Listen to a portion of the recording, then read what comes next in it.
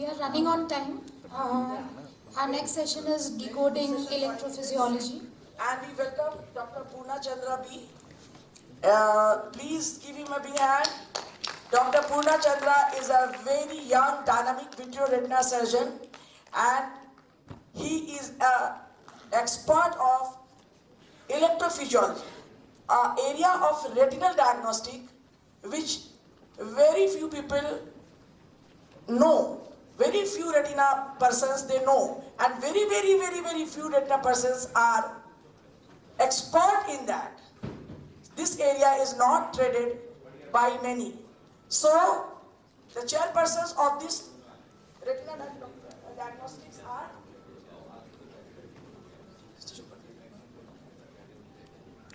the session coordinator is Dr. Harshita Dabral.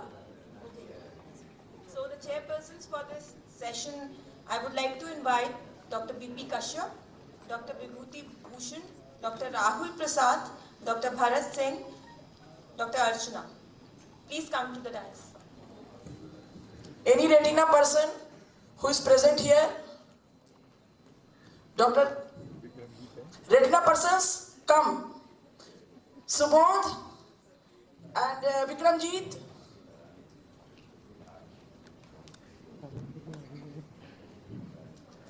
Dr. Vibhuti Kashyap.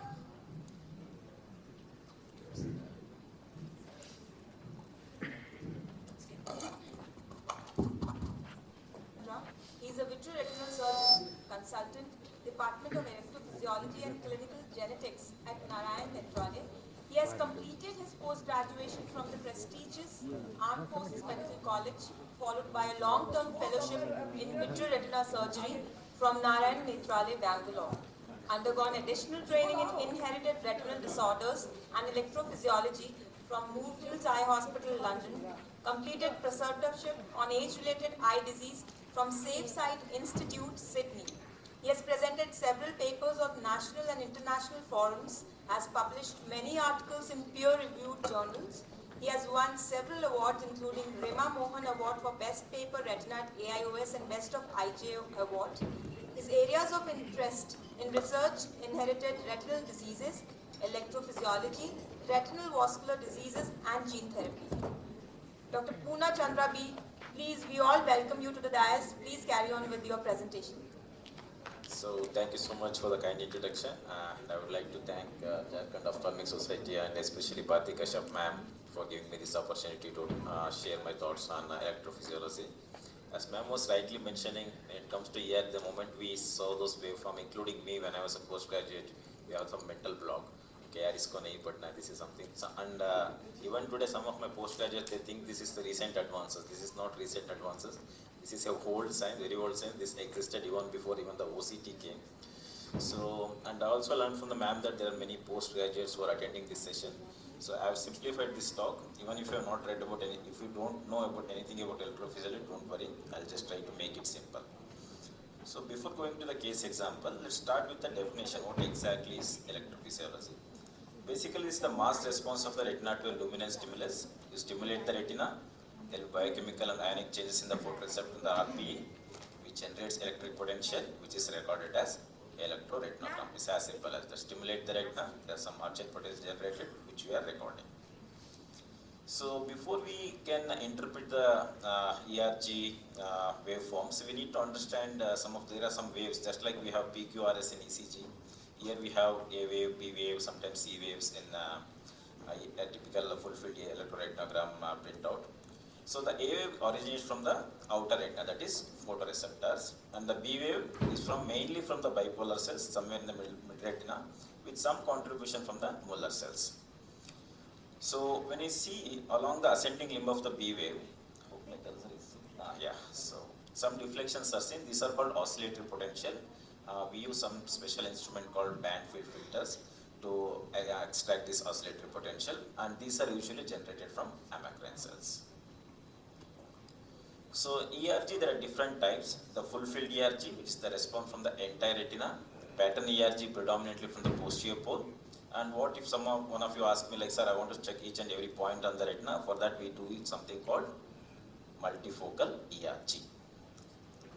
So this is how a typical full-field electroretinogram printout looks like. I'll just go into the details. It will have something called dark adapted responses, which is recorded after 20 minutes of pitch dark adaptation. It has to be pitch dark. During these 20 minutes, even if there is a little light exposure, you will have to repeat the procedure again. So in the dark adapted state, if you stimulate the retina with a very low light of 0.01 candela per centimeter square light, you get a big positive reflection. It represents predominant rod activity. There is no contribution from the cones over here. In the same dark adapted state, if you slightly increase the intensity of light, this A wave starts appearing. Cones will also start contributing. This is what we call as combined response. So after that, we light adapt the patient for 10 minutes and stimulate the retina with a single flash of light, and you get a response which is predominantly from the cones. I am using the word predominantly. In the same light adapted state, if you stimulate the retina with a 30 Hz flickering light, at such a high frequency, rods can't respond at all. So what you get is a pure cone driven response. So clear? We started with an isolated rod driven response and ended with a pure cone driven response with a spectrum in between. So whenever you look at the ERG, simple thing is just look whether rods are more affected or cones are more affected. So coming to the pattern ERG. So here I told you it's a ERG is a luminance response. In pattern ERG we use, instead of luminance stimulus, we use something called checkerboard. I used to argue with my Professor Graham Holder when I was a Moorfielder. So what is the use of pattern ERG? We have multifocal ERG, OCT we can interpret. I told the stimulus is different, and Graham Holder has his own way of teaching. So the main difference is the way the photoreceptor, the macula, respond to luminance stimulus and to a pattern stimulus is totally different. So that's why pattern ERG has got its own role. So basically it's a contrast response to a checkerboard, and there is no contribution from the peripheral retina. As I told, if you want the contribution from the entire retina, use something called full field ERG. So it's basically a response predominantly from the posterior pole. In pattern ERG also there are some waveforms called P50, N95 and things like that, and P50 basically assesses macular function, N95 basically reflect the functional integrity of ganglion cells. Okay, so if I give an example, like if you have a patient of normal macula with advanced glaucomatous optic atrophy, if you do a pattern ERG in him, P50 will be normal, whereas N95 will be abnormal. So, and if you have a patient with geographic atrophy of the macula, P50 will be abnormal. Obviously, N95 will also be abnormal, because only when macula gets stimulated, the ganglion cells can contact. So it complements VEP to distinguish between an optic neuropathy and a maculopathy, and also it complements full-field ERG whether the involvement is global or it's sparing the macula. So we never do pattern ERG in isolation. It's always combined with the full-field ERG or an VEP. Basically, it depends on. So whenever you do an electrophysiological test, we need to know why are we doing it. Okay.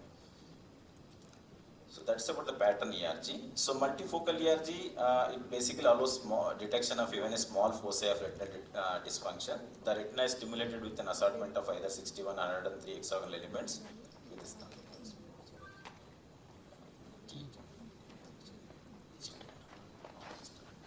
okay. So at any point of the time, whenever you stimulate this hexagonal, only 50% are eliminated at one point of time. So and you get a waveform corresponding to each and every point on the macula. So there are different areas. The central one measures 5 degrees and all that. I won't go into the details of it. Basically, this is our research interest. There is something called ring ratio and all we calculate when you do a studies to load in drug toxicity and things like that. So with this background, I would like to go into some of the case scenarios where patients, whenever a patient presents, there is uncertainty about what's happening, what is intended and what is required. So let me start with the night vision problems. So this was a 26-year-old male presented with night vision problem. He said, I just can't see in the dark. So we examined the fundus, absolutely normal. We did OCT, again, absolutely a normal OCT. But look at the ERG. So when we look at the ERG, as I told, we always go by order. First look at the dark adapted responses. Compared to this normal, this is almost unrecordable. That means the rods are not functioning at all. Look at the light adapted responses. It is reduced in amplitude and there is also a delay, but relatively better compared to the dark adapted responses. So 26-year-old male, fundus is normal, OCT is normal, and OCT showing like this. So first thing I'll ask is whether this is there since birth or recently acquired. The patient clearly told I was okay, but recently I started feeling like this.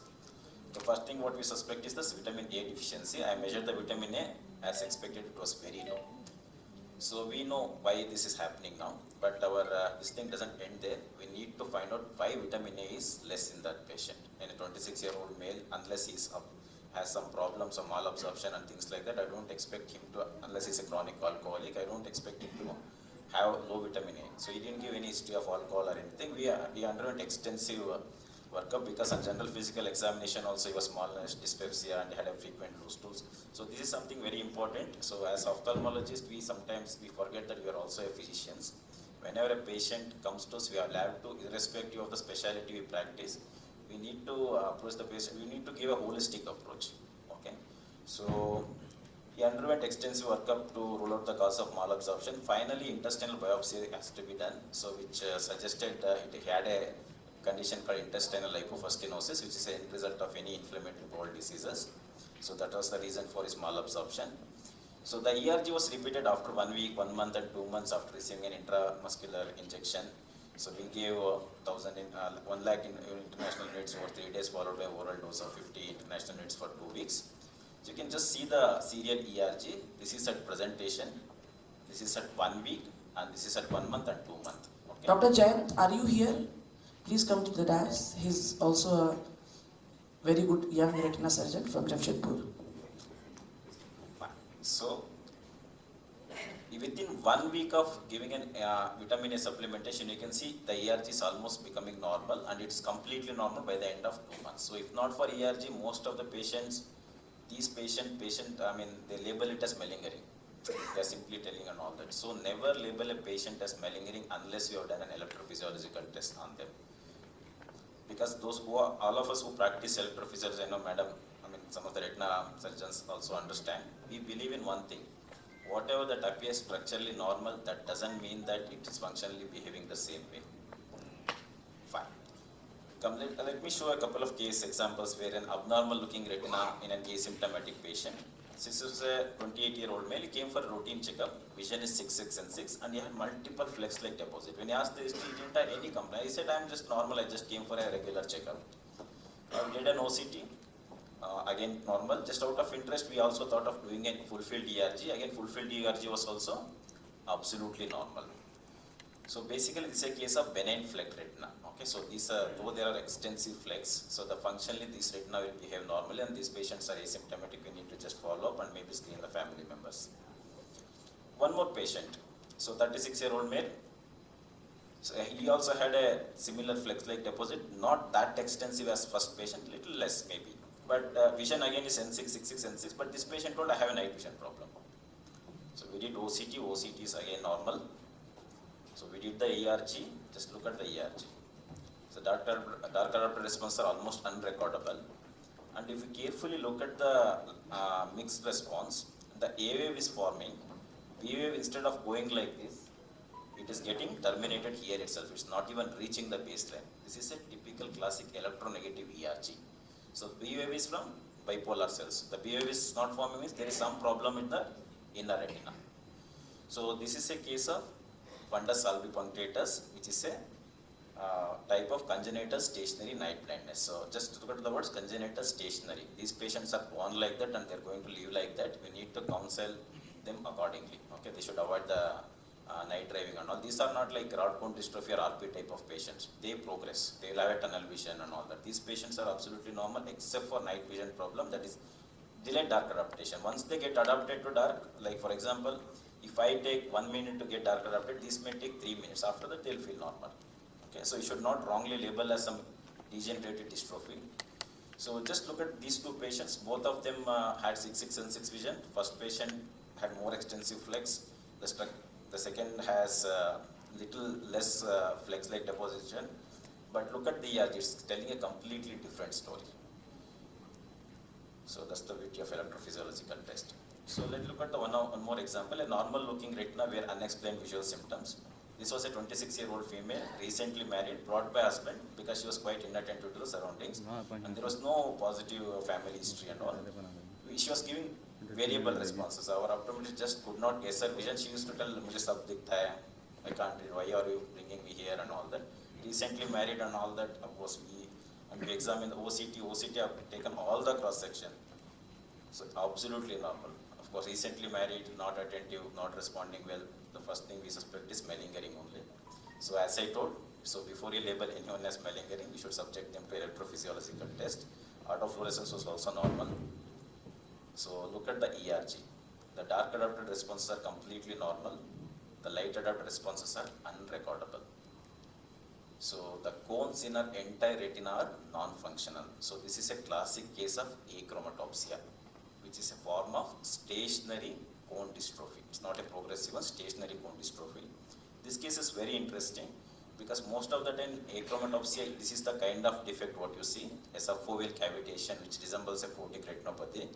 So this is, at least for me, I saw for the first time where nothing was seen, everything looked normal except for that unrecordable response and a fulfilled ERG.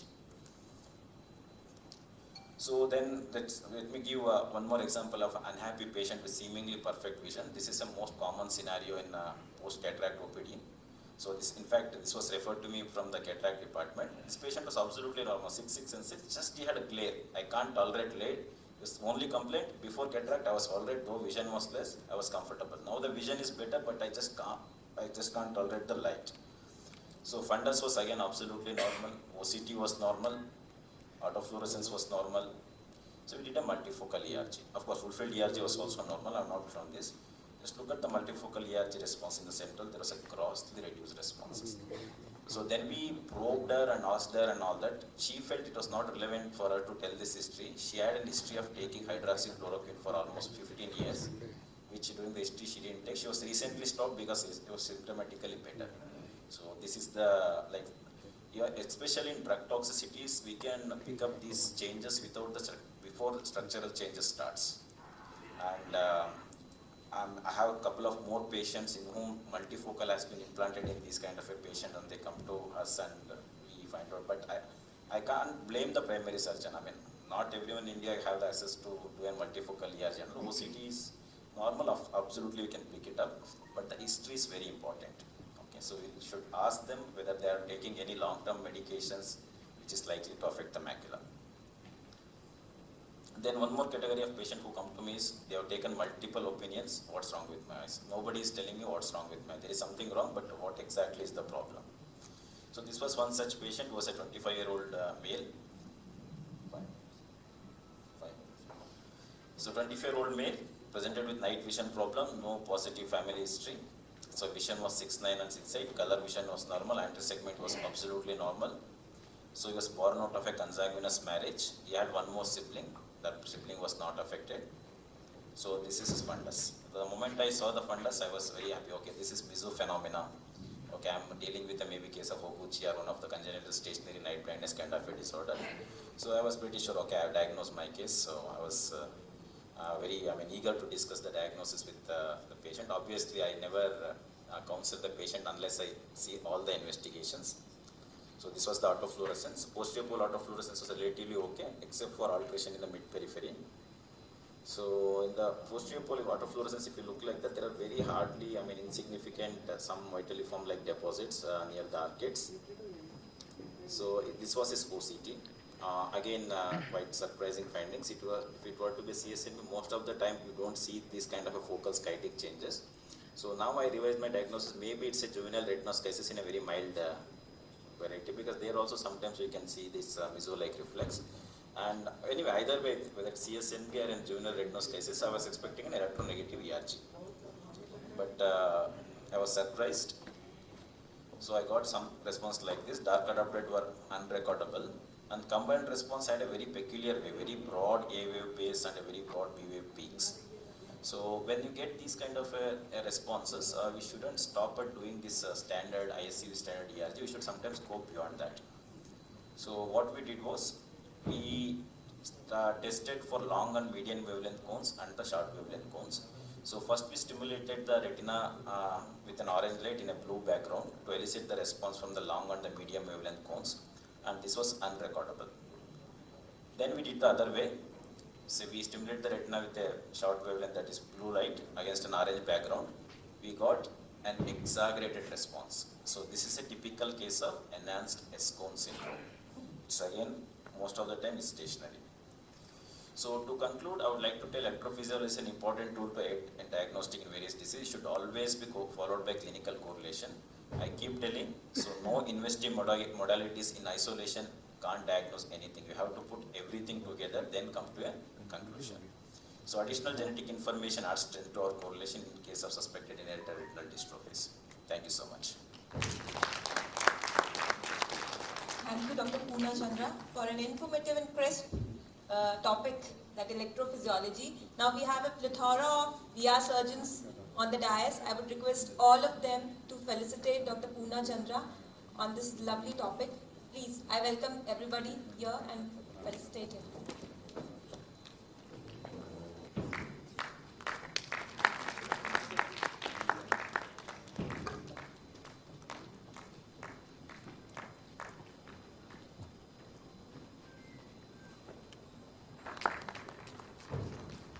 Dr. Archana Kumari.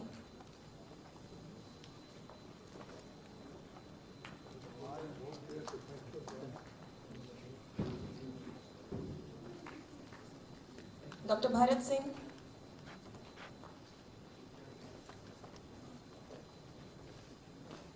Dr. Subodh Kumar.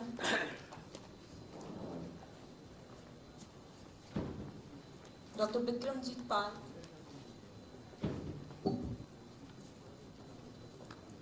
Dr. Jayant. Dr. Vibhuti Kashyap.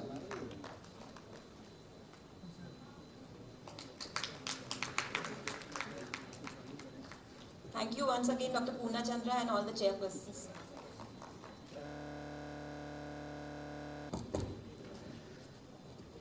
Excellent presentation, Dr. Poona. I just had a doubt, now we are seeing a lot of these portable ERG machines. So what's your take about for a practice which is it's not useful, we are not seeing every day so many patients which require ERG, so to invest so much in it, so if we look into someone, we want to invest in a portable ERG. So what do you think is the differences between these two? Yeah, thanks for that. I mean, that's the common question I keep my WhatsApp, even if I open my, whenever he wants to buy an ERG, I'm flooded with these kind of questions. This rate evaluation, will I buy it or not? So first of all, that's not an ERG. Okay, so that's not an EIC standard. This thing is just a light potential. Even the company person also agrees to it. In fact, I had this machine. I kept it for 6 months. So I used it and I compared it with the standard one. So the main implication what the company promotes is basically for the glaucoma patient. That's what they claim it. So definitely it's not a substitute for the standard ERG. However, if you're practicing in a periphery, if you want to get some information, obviously the standard ERG, the one which is more than a crore. Okay. So it's a we can have it as a this thing, but you can't publish anything based on that because the International Society of Electrophysiology Fusion ICF doesn't accept that because it's not standardized. Because whatever the moment we see ERG means everything has got a standardized protocol. The fact that the reason why ICF was formed was so that the ERG should be performed in a standard way so that the ERG done at 2 places can be compared, but this can't be done. But however, in pre-verbal children and all that as a research tool just to assess and all that you can do, but definitely not a substitute for ERG. And it's not that reliable also. Whenever a patient comes and takes this report, I always prefer doing it on this way. But in case if you're planning to buy, if you're very keen, I don't have an option, buy it, but generate a normative data first based on the same machine, then start using it. So maybe you can call your some 20 normal staffs across different age, collect normative data, then compare it to its own. That way maybe better way of practice. Yeah, I had one additional point, very well nicely you have demonstrated how you diagnosed enhanced S-cone syndrome in case of macular So I had a similar case where the diagnosis was not possible, ERG was normal, a female with bilateral macular retinoschisis. And I was thinking it's probably sniffer, that's straight non-idiopathic macular retinoschisis, but then later on I was guided well that we did EOG and that was the range, it was autosomal recessive breast retinopathy, and yeah, we also came up with the whole genome analysis, we got a new mutation in that. So we published it also. So sometimes EOG helps us. Yeah. So EOG, that's what, whenever you order the electrophysiology, we need to know what we are ordering for. This autosomal recessive dystrophinopathy are the most commonly misdiagnosed because these patients most of the time go to the uveitic specialist. So 8 out of 10 cases of autosomal recessive dystrophinopathy, they'll be on immunosuppressants by the time they came to me. First they start on steroids, IVTA, Ozodex, AC-TAP and all that. So it's a very tricky thing. You need to do both fulfilled ERG and EOG, because in a typical dominant breast, fulfilled ERG will be normal, only EOG will be abnormal. Whereas in recessive breast, both the alleles are mutated, there is no functional bestrophin gene, so both the disease will be a little more aggressive. In the dominant breast, the vertiliform deposit just limited to the posterior pole, but it's quite extensive. Because of the time I couldn't this thing. And even FFA will give us the clue, it's Yes, totally exactly. dark. Any dystrophies, autofluorescence is a must along with the OCT. Hi, sir. Sir, in my very limited practice of electrophysiology in past 3 years, 2.5 years to be precise, more than the rare genetic or mutated retina or genetically abnormal retina, more commonly what I have encountered. Should I start? Yes, just continue. So, more commonly than these genetic disorders, what I have encountered is the more practical application of a pattern ERG in trying to analyze any optic nerve damage in an ocular hypertension. I wanted to know from you, in a tertiary care super specialty setup, how common and how practically feasible or how practically applicable is the use of pattern ERG in diagnosing the early pre-perimetric, pre-RNFL defects of disc or optic nerve? So